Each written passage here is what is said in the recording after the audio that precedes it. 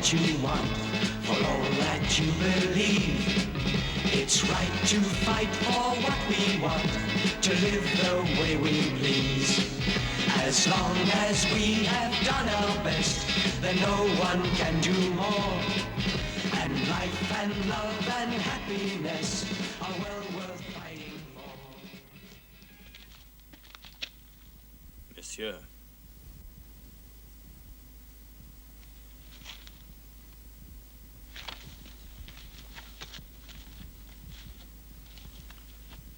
How was the night? Anything to report, Kleist? It was quiet. Nothing particular occurred. So the Chevalier de Recci, his valet, and 2 of our best men disappeared. You mean to tell me you consider that unimportant, Kleist?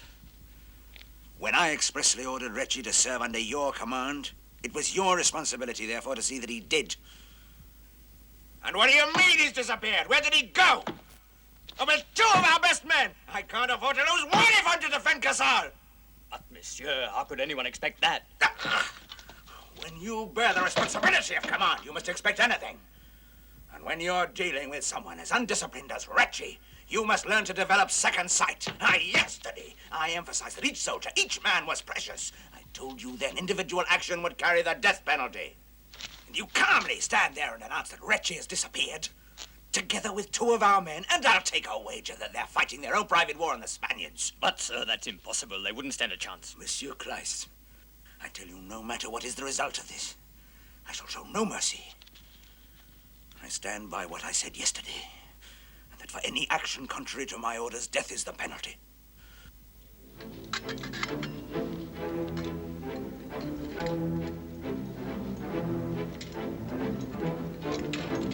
Right. Ready? March.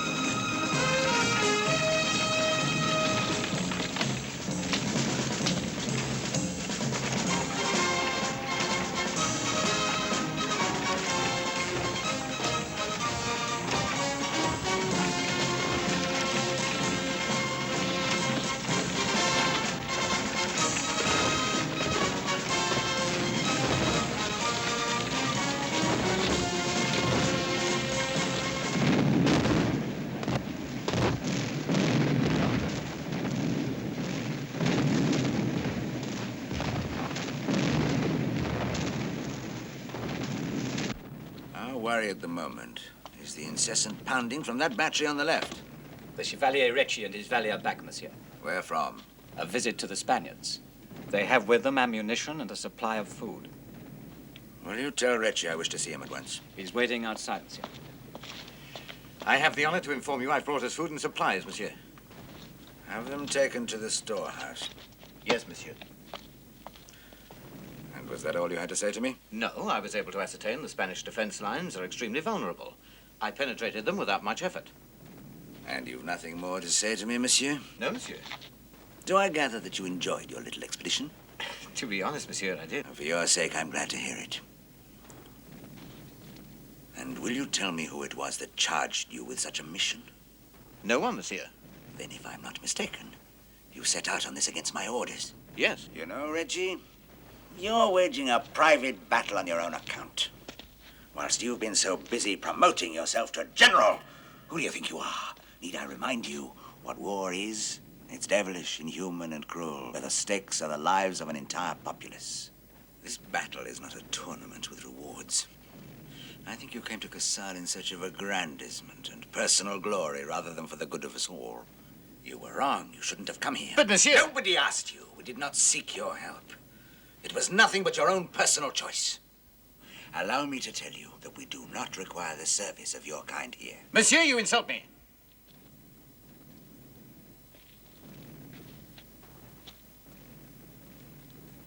Monsieur, will you surrender your sword, please? I'm under arrest. Not only under arrest, but excluded from the defense of Casal. Under no circumstances will you take part in it. We are 4 surviving officers. But if we fell tomorrow, and if you were here alone, I should still leave orders that a fool and a braggart such as you should not participate in any way in the defense of Casal.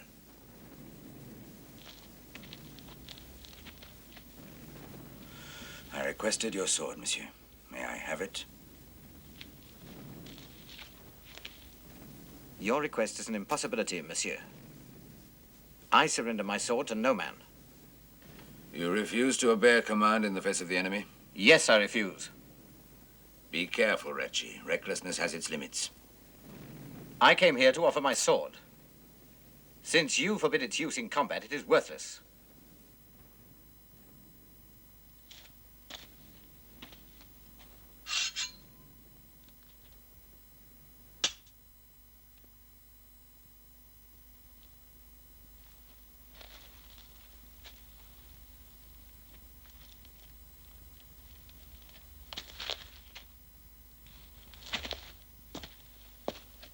Fly!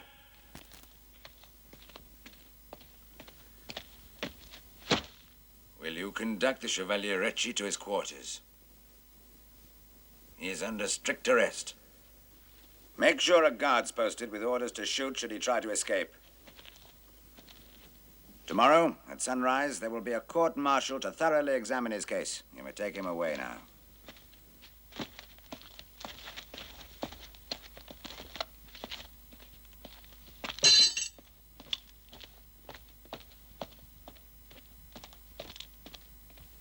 Who will take part in the court-martial tomorrow?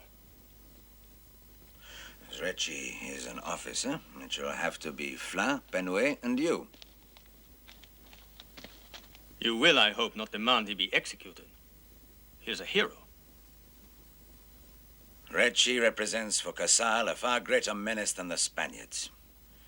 To accomplish our task here, we require men who are soldiers, not heroes. Is that clear?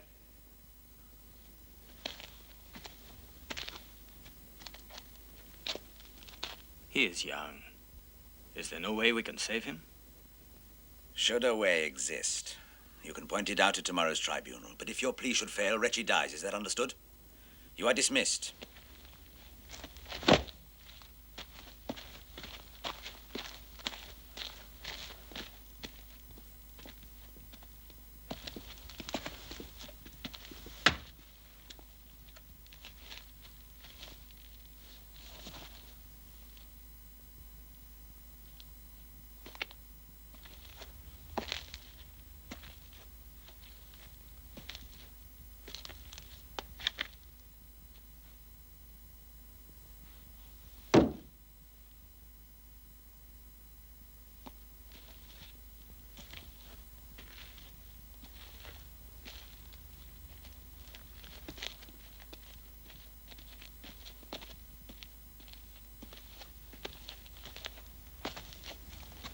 Any news yet?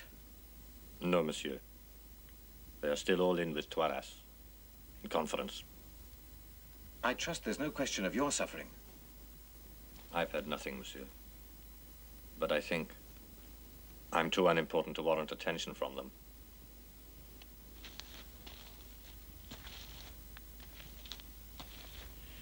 I hope so. Monsieur, what a mess to have landed in this rat hole with a monster like Toiras. Toiras is no monster, Guillaume. He's a soldier. He does what he must. In his position, I would do the same thing. Not you, monsieur. Yes. My crime is serious. An outrageous exhibition of insubordination. If everyone were to disobey orders, conditions would be impossible. Toiras is right. What will they do with you? Execute me. I think. No, monsieur, you mustn't say it. It's awful. No, it isn't. We must all of us die sometime. No one is immortal. Some die sooner, some die later. It doesn't make that much difference. I just wish they would decide.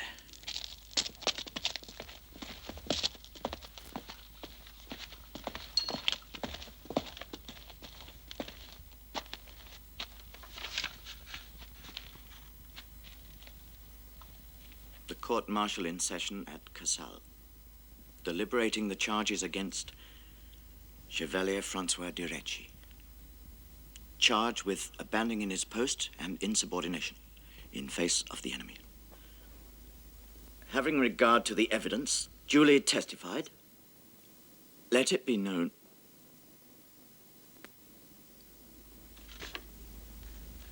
Forgive me, Francois.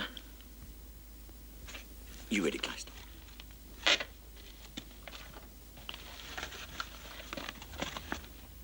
Let it be known that the accused is found guilty and hereby condemned to death. It is decreed the execution should take place by nightfall. Capitaine Kleist is ordered to preside at the execution effected by a military squad. Signed, Toiras, Commandant of Casal.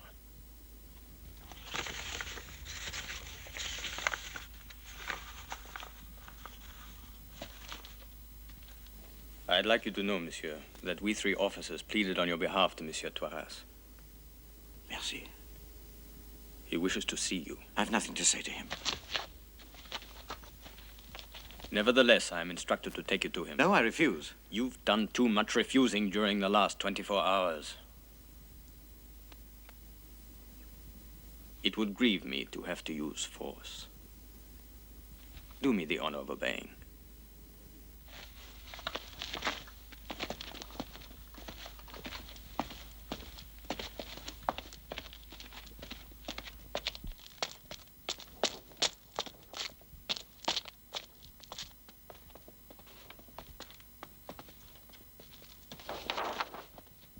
Chevalier Recci, monsieur.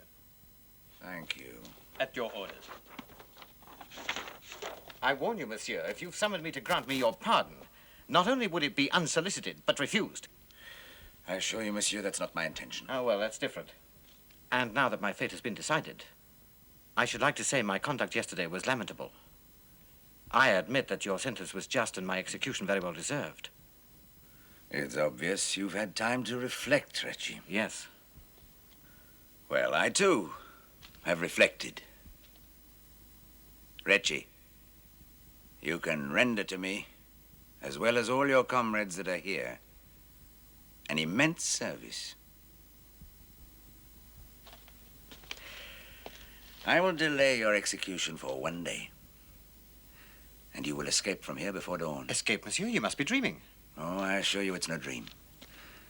Yesterday, during our last council of defense, I sensed an air of defeat amongst my officers. They showed, not without reason, I grant, unrest and bitterness. I had to exert all my authority to pull them together whilst endeavoring to minimize our real situation. And what is that?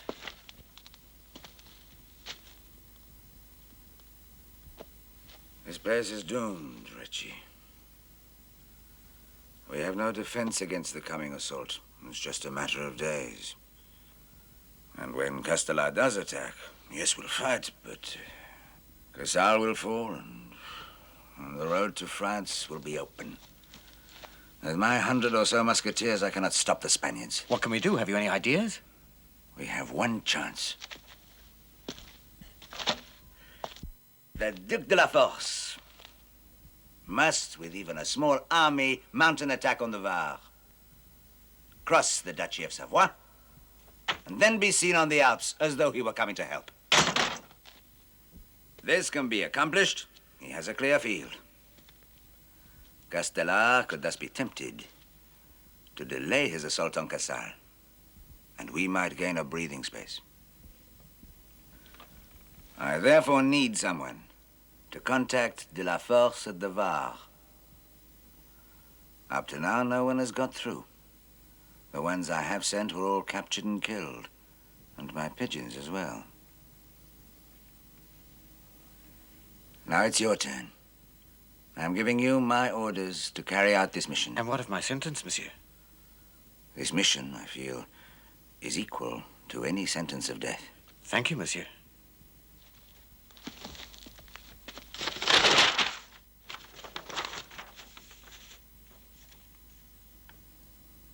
If you are successful in crossing the Spanish lines, I guarantee it. you will still have 200 leagues to go. And all of it hostile, under the control of the Spaniards. I'll get through, monsieur. Here, at 6 leagues from Villefranche, we have an agent. He's a woodcutter. He lives in a small cottage in this area.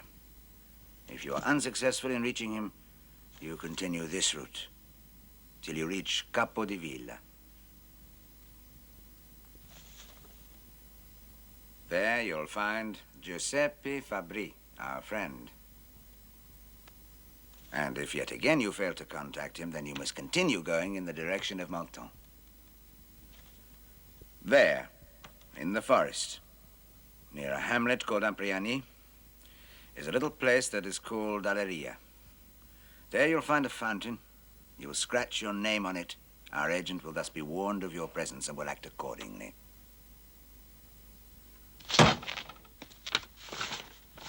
For once, Recci, don't attempt this on your own. You must, after you've scratched your name on the fountain, await the instructions of our agent. Your success is ensured only by the protection of this agent. I must find this place d'Alleria and then the fountain near Ampriani. To help me do this, can I take my valet? You may take whom you like, Recci. Thank you, monsieur. I warn you, on your travels, trust nobody, man or woman. The Spanish agents are everywhere. The merest imprudence, and you'll be taken and hanged as a spy. Understood. You'll be supplied with false papers, necessary money, right? That's perfect, monsieur. All you've lived through up till now is nothing to what there is awaiting you. You must succeed, Recci, and come back alive with the Marechal de la Force. I promise I will, monsieur. You've got to get to the Var in 8 days and tell La Force to attack immediately. You can count on me. I'm sure I can. Have you any more questions? No, it's all perfectly clear. Within 8 days, I shall be on the Var. God grant it.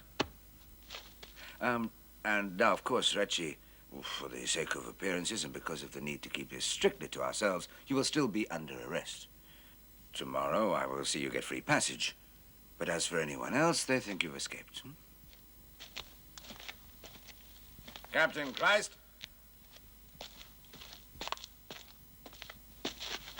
Have Chevalier Recci conducted back to his quarters under guard. And Christ, I want you back.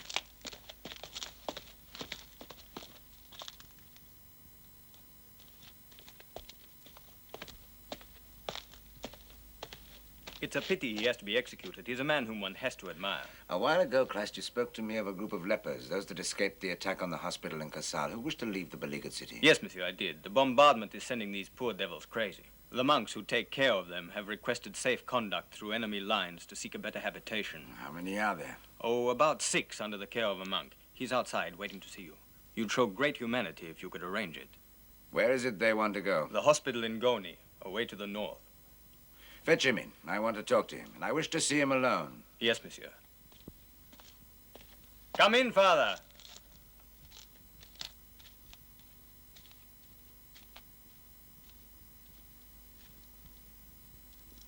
Greetings, Father. May God grant you his blessing, my son. And may he soften your heart towards the humble request I here make to you on behalf of my protege. The lepers. We have lost our hospital, ruined like the rest of Casal, destroyed by the Spanish. Yes. You wish to leave Casal, do you, Father? We do. We are men of peace, monsieur. And this slaughter between the Spanish and the French, with our town as a battleground, fills my poor lepers with an unearthly fear and mortal terror. And thus the horrors of war are added to the horrors of their sickness. We only want to leave Casal to give them the chance to die in peace. Father, you'll leave here tomorrow morning before sunrise. Cost a worry that will fall. It's better to have fought and lost than not have fought at all. Let's always take whatever comes and never try to hide.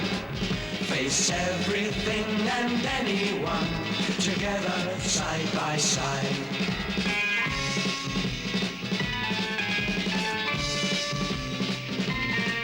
You've got to fight for what you want, for all that you believe.